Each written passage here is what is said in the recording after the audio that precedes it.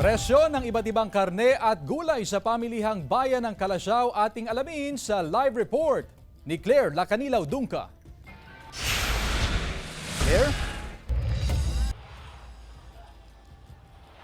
Chris, andito tayo ngayon sa Calasiao Public Market at ganito yung kadalasang sitwasyon pagkatapos nga ng nagdaang bagyong Julian. Ayon sa ilang negosyante ay karamihan sa mga presyo ng mga bilihin ay tumaas bunsod nga ng nagdaang bagyo. Sa katulad na lamang ng lowland vegetables, tulad ng upo ay nasa 30 pesos ang kada piraso. Ang sitaw naman ngayon nasa 60 pesos ang kada kilo. Ang okra naman nasa 80 pesos ang kada kilo. Ang ampalaya ay nasa 140 pesos ang kada kilo. Ang talong nasa 160 pesos ang kada kilo. Ang kamatis naman ay nasa 60 pesos ang kada kilo habang ang kalabasa ay nasa 40 pesos ang kada kilo. Ang patola ay nasa 80 pesos ang kada kilo.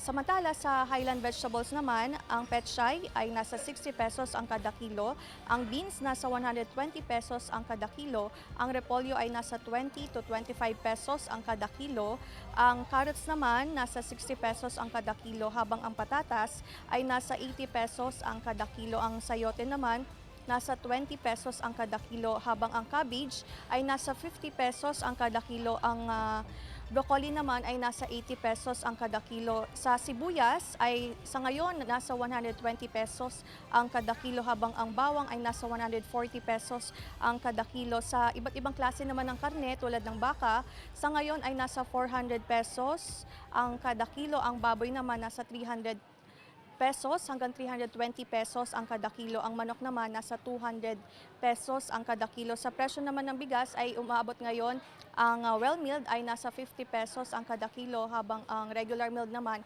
ay nasa 45 pesos ang kada kilo. At yan muna ang latest dito sa Calasiao Public Market. Chris.